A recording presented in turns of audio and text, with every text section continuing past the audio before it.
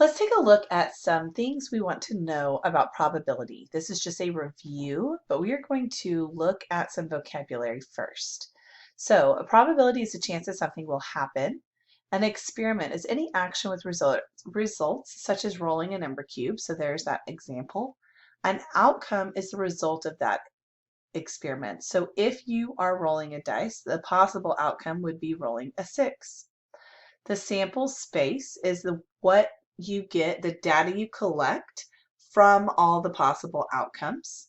And then the event is a set of one or more outcomes. So we've got the sample set, which gives you all the options, and then the actual event set that gives you all of the things that were done.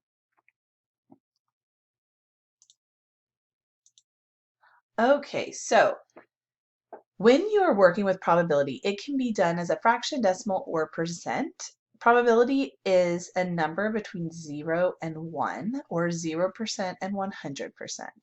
0 means it won't happen ever.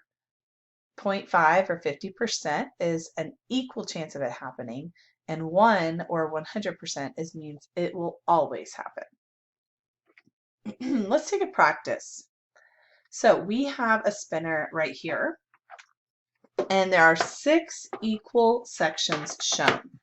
So if we are looking at this, we know that there are 6 equal chances to get a number, a specific number.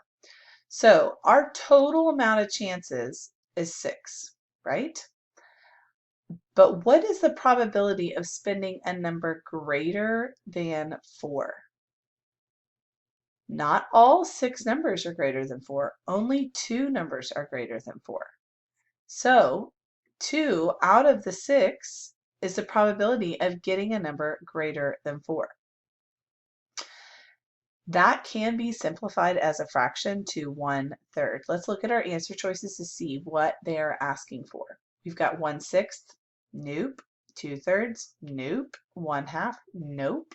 1/3. So it was looking for that simplified probability fraction.